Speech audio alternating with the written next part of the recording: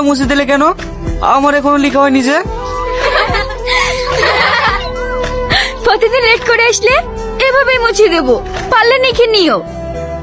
কাজটা তুমি ঠিক করলে না। কোশ্চেনটা যদি টুকতে না পারি স্যার আমাকে বকবে না? এই সালমা, গামছাটা দে তো। এই লাও ভাই। এই বাবু, তুই আবার এখন গামছা নিয়ে কোথায় যাবি?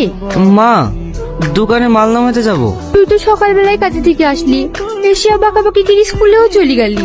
তুই এই সংসারে লেগে আর কত করবি বলতো? মা, আমি আসছি তাহলে। দেরি হয়ে গেলে বাবু আবার বকবে।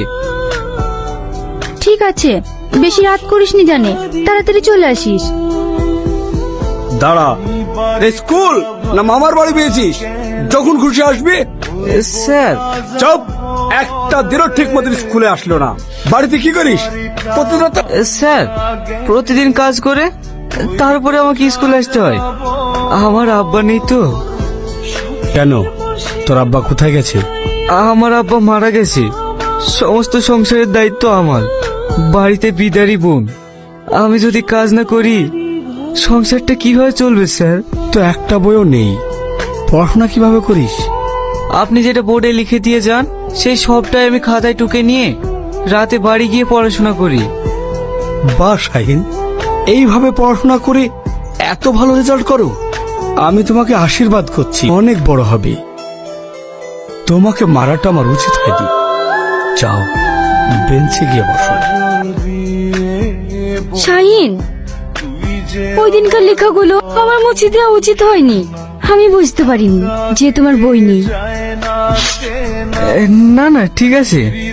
গরিবকে দেখে তো সবাই মস্করা করে, তুমি বা করবে না কেন? না শাহিন, বিশ্বাস করো, আমি বুঝতে পারিনি।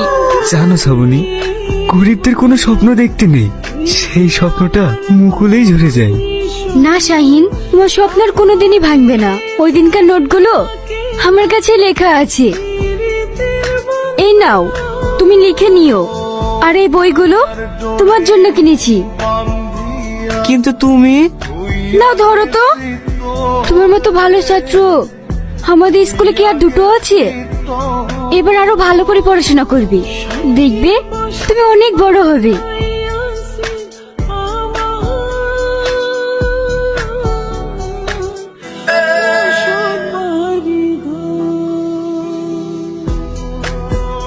শাহিন এত কষ্টের কাজ করে